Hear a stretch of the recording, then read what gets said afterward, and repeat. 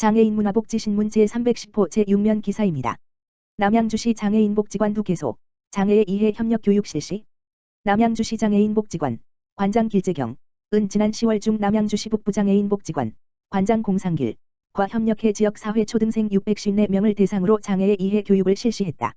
장애인복지관은 지역사회의 장애 인권 감수성을 높이기 위해 관내 유아교육기관에서부터 초중고교, 성인에 이르기까지 다양한 연령층의 시민을 대상으로 인식 개선 교육을 실시하고 있으며 10월에는 시각장애인의 권리를 보장하기 위해 지정된 흰지팡이의 날을 맞아 교육이 진행됐다. 별내동 소재 한별초등학교 3학년부터 6학년까지 총 654명의 학생을 대상으로 진행된 이번 교육은 장애 유형에 따른 에티켓, 흰지팡이, 휠체어 등 보조기구에 대한 이해 및 저시력 안경을 활용한 시각장애인의 신체적 불편함을 이해하는 내용으로 구성됐다. 수업에 참관한 교사는 다양한 유형의 장애에 대한 이해와 아이들의 눈높이에 맞춘 장애 이해 교육을 통해 아이들이 올바른 인식을 갖게 된 것 같아 유익했다라며 일회성으로 끝나는 것이 아니라 이런 교육의 기회를 자주 마련해 자연스레 장애에 대한 이해도가 높아지면 좋겠다라고 소감을 밝혔다.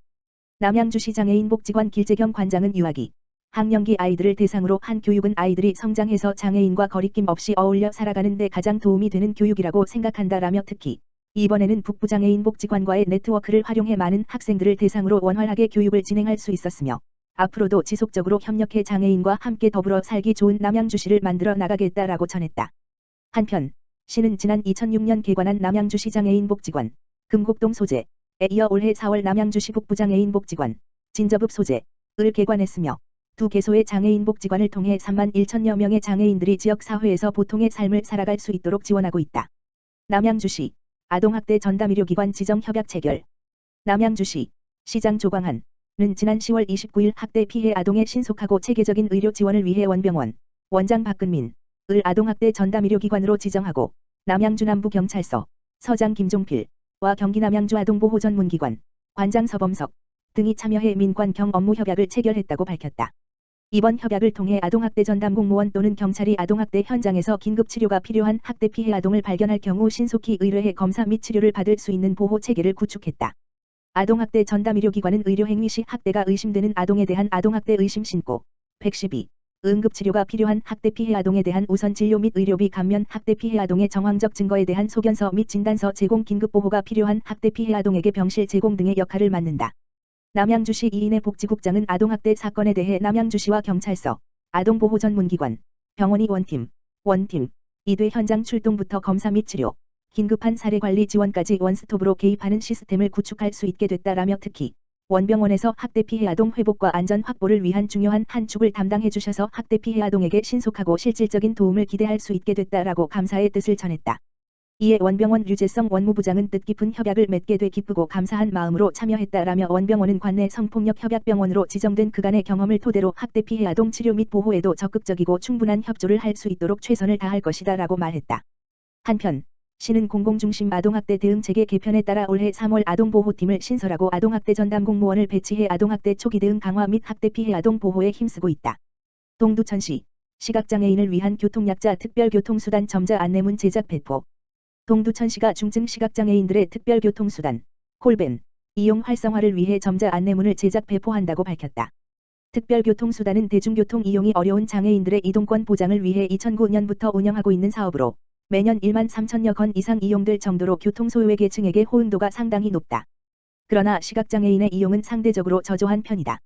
전체 교통약자 중 약 8%를 차지하고 있는 시각장애인들의 특별교통수단 이용률은 0.7%에 불과했다. 이에 동두천시는 모든 교통약자들이 장애 유형에 구애받지 않고 동등하게 이동권을 보장받을 수 있도록 특별히 중증 시각장애인 123명에 대해 점자 안내문을 제작 배포하고 그 가족들에게는 일반 안내문을 동봉하여 발송하는 등 시각장애인들의 이용률 향상을 위해 홍보를 강화할 계획이다. 최용덕 시장은 시각장애인도 균등한 정보 접근 기회를 제공받을 권리가 있다며 적어도 특별교통수단 사업을 몰라서 이용을 못하는 일이 없도록 앞으로도 세심한 노력을 기울여 나가겠다고 말했다. 동두천시 장애인 보호작업장 한국장애인개발원 추가 예산 지원. 동두천시 장애인 보호작업장 동두천시 상패동 소재 슬래시 원장 윤동인 은 한국장애인개발원에서 중증장애인 직업재활 지원사업 수행기관 특별예산 금 300만원 및 구맨카페 긴급 고용유지자금 금 300만원을 지원받았다고 밝혔다. 동두천시 장애인 보호작업장은 한국장애인개발원에서 지원받은 지원금으로 이용장애인들의 재활 서비스 제공을 위한 기자재 구입과 햇살 구맨카페에 종사하는 근로장애인의 임금 지원에 사용할 계획이다. 동두천시 장애인 보호작업장은 2020년 12월부터 한국장애인개발원의 중증장애인 직업재활 지원사업 수행기관으로 선정되어 연간 4,500만 원 규모로 관내 중증발달 장애인들의 직업능력 향상을 위한 프로그램을 운영하고 있으며 2021년 1월부터는 한국장애인개발원의 지원을 받아 개소한 햇살 꿈앤 카페를 인수하여 관내 장애인들의 자립 지원을 위해 노력하고 있다. 동두천시 장애인 보호작업장 윤동인 원장은 우리 보호작업장이 한국장애인개발원에서 추진하는 사업들에 참여하며 관내 중증발달 장애인들의 안정적인 고용기회 확대, 다양한 직업훈련 프로그램 개발 등의 직업재활 서비스를 수행해 오고 있는 가운데 추가적인 지원을 받게 되어 매우 감사하게 생각하며 보다 적극적인 사업 운영으로 장애인들의 자립 지원을 위해 더욱 노력하겠다고 소감을 밝혔다. 동두천시 장애인 종합복지관, 재활 서비스 이용인 모집.